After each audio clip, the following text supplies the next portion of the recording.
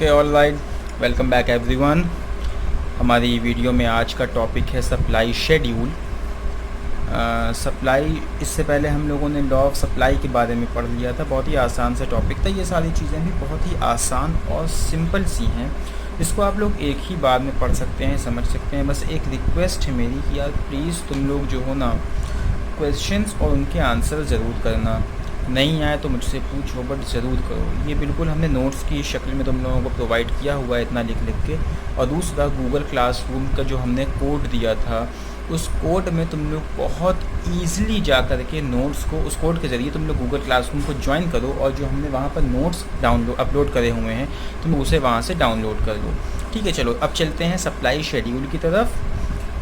Supply schedule देखो होता क्या है। लॉ ऑफ सप्लाई का एक तरह से कह लो कि टैबुलर रिप्रेजेंटेशन है। लॉ ऑफ सप्लाई में जो बात बताई जाती है वही चीज़ यहाँ पर टेबल के जरिए रिप्रेजेंट कर दिया जाता है।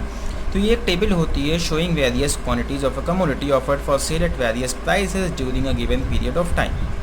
ठीक है, किसी टाइम ड्यूरेशन में वेरियस क्वांटिटीज़ यानी कि अलग अलग प्राइसेस पर एक प्रोड्यूसर जो अलग अलग क्वांटिटीज़ को सप्लाई करने के लिए तैयार होता है, उसी को हम लोग सप्लाई शेड्यूल में बता देते हैं, दिखा देते हैं। सिंपली जैसे डिमांड शेड्यूल होता था, ये सेम वैसे ही ये सप्लाई शेड्यूल। इसमें कोई फ़र्क नहीं है, बस फ़र्क एक है कि वहाँ पर डिमांड होती थी, यहाँ पर सप्लाई हो जाती है। बाकी प्राइस तो अपनी जगह पर वैसे ही रहती है और बाकी रिलेशनशिप तो अपोजिट हो जाता है। तुम लोगों को पता है कि डिमांड में और यहाँ पर अपोजिट मामला हो जाता है। डिमांड का प्राइस का इन्वर्स रिलेशनशिप है, सप्लाई का प्राइस के साथ पॉजिटिव रिलेशनशिप है। चलो अब देखते हैं। देखो सप्लाई शेड्यूल क्या होता है, समझ में आ गया होगा। एक टेबल जिसमें एक साइड पर प्राइस दी होती है और दूसरे साइड पर क्वांटिटी सप्लाइड दी होती है। तो ये टेबल क्या शो करती है? ये टेबल शो करती है कि किस प्राइस पर प्रोड्यूसर कितनी सप्लाई करने के लिए तैयार है। बस यही है हमारा सप्लाई शेड्यूल। अब सप्लाई शेड्यूल जैसे डिमांड शेड्यूल था, सिमिलरली सप्लाई शेड्यूल भी दो प्रकार का होता है, इंडिविजुअल एंड मार्केट। अब इंडिविजुअल और मार्केट की बात यार देखो पहले इतनी दफ़ा हो चुकी है कि रिपीट करने का कोई लॉजिक तो नहीं बनता है। बट चलो कोई नया इंसान वीडियो देख रहा है तो मतलब उसके लिए मैं ये चीज़ कर दे रहा हूँ कि इंडिविजुअल सप्लाई शेड्यूल जो होता है ना, वो मार्केट में देखता है कि अगर कोई एक प्रोड्यूसर है तो वो किस पर्टिकुलर प्राइसेस पर वो अकेला कितनी क्वांटिटी सप्लाई करने के लिए तैयार है। जैसे हम लोग मान लेते हैं कि कोई प्रोड्यूसर है मिस्टर एक्स, यहाँ पर लिख लेते हैं प्राइस, ठीक है, और यहाँ पर लिख लेते हैं सप्लाई, ठीक है, मिस्टर एक्स की।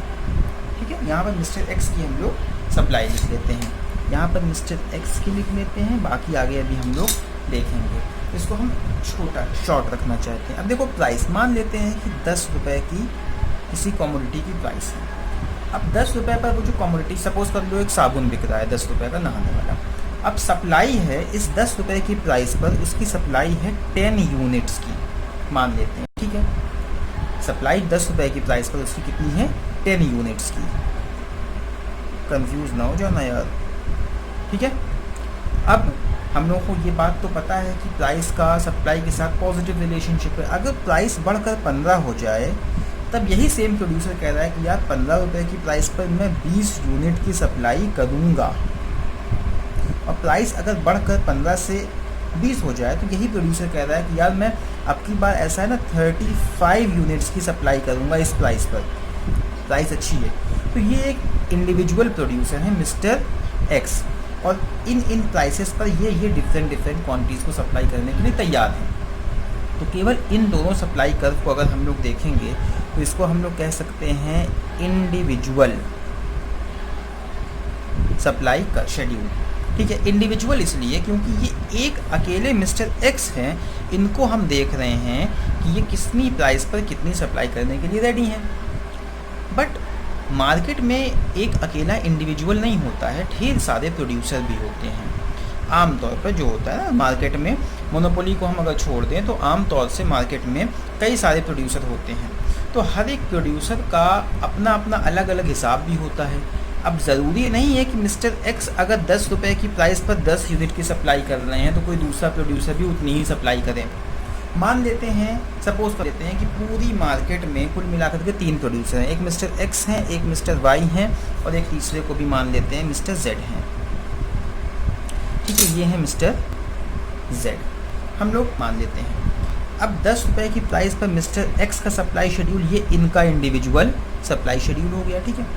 मानते हैं अब मिस्टर Y को, मिस्टर Y जो है वो 10 रुपये की कीमत पर जो है वो केवल 5 यूनिट सप्लाई करने के लिए तैयार है। वो कह रहे हैं कि मैं 5 यूनिट सप्लाई करूँगा।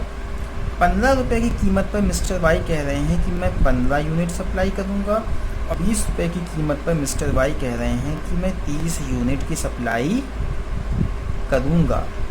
ओके, ये मिस्टर Y कह रहे हैं, ठीक। तो अगर इंडिविजुअल की बात करी जाए और हम लोग केवल मिस्टर Y को देखना चाहते हैं तो मिस्टर X को हटा दें, तो ये मिस्टर Y का इंडिविजुअल सप्लाई शेड्यूल हो गया, ठीक है। मिस्टर X को हम हटा दें, इनको कंसीडर नहीं करते, तो केवल मिस्टर Y का अगर देखना है तो 10 पर इनकी सप्लाई 5 यूनिट्स, ₹15 पर इनकी सप्लाई 15 एंड ₹20 पर 30, ठीक है। यहाँ पे रुपीज़ का साइन भी लगा देते हैं, अब लोगों को आसानी होगी ना।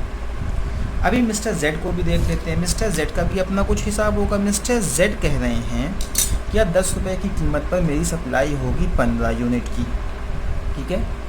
मैं 15 यूनिट सप्लाई करूँगा अगर 10 रुपये है तो प्राइस। अगर प्राइस बढ़कर 15 रुपये हो जाती है तो मैं अपनी सप्लाई 15 यूनिट से बढ़ा करके 30 यूनिट कर दूँगा, ठीक है।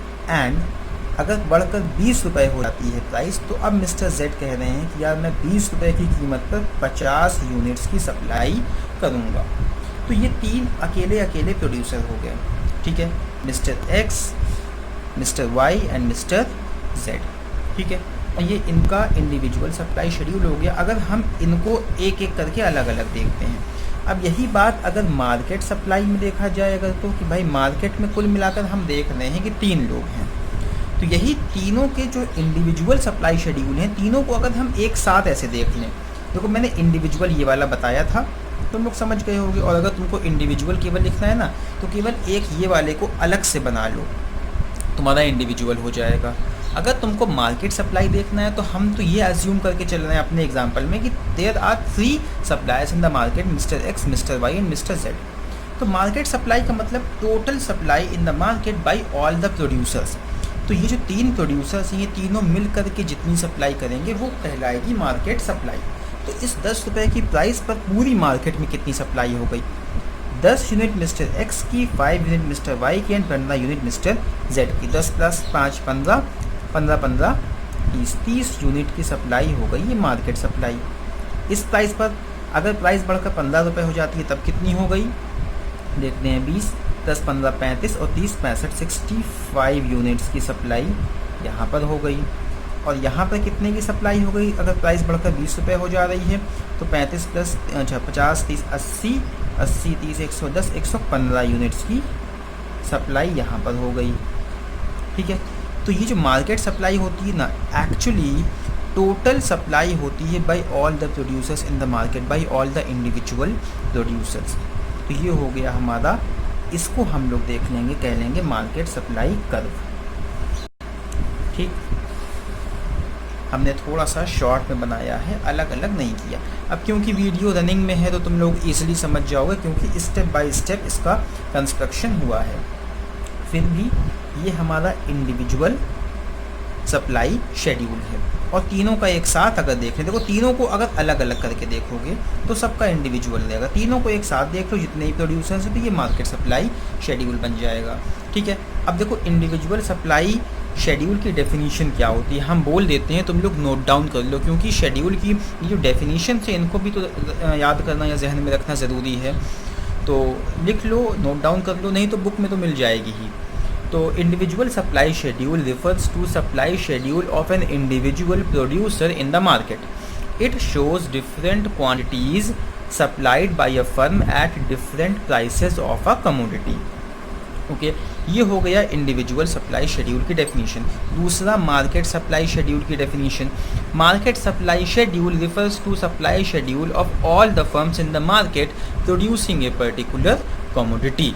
तो ये हमारा सप्लाई शेड्यूल पूरा कंप्लीट हो गया। अब नेक्स्ट वीडियो में हम लोग देखेंगे सप्लाई कर्व्स के बारे में, ठीक है। इन्हीं सप्लाई शेड्यूल का इस्तेमाल करके सप्लाई कर्व बनेगा, क्योंकि ये जो डेटा यहाँ पर अवेलेबल है ना, इसी डेटा को हम लोग यूज़ करके सप्लाई कर्व बनाएंगे, इसी डेटा का इस्तेमाल करके सप्लाई कर्व बनेगा। अब सप्लाई कर्व के बारे में भी बता दें, ये भी 2 प्रकार का होता है, इंडिविजुअल और मार्केट। बाकी बातें अगले वीडियो में। Thank you for watching the video.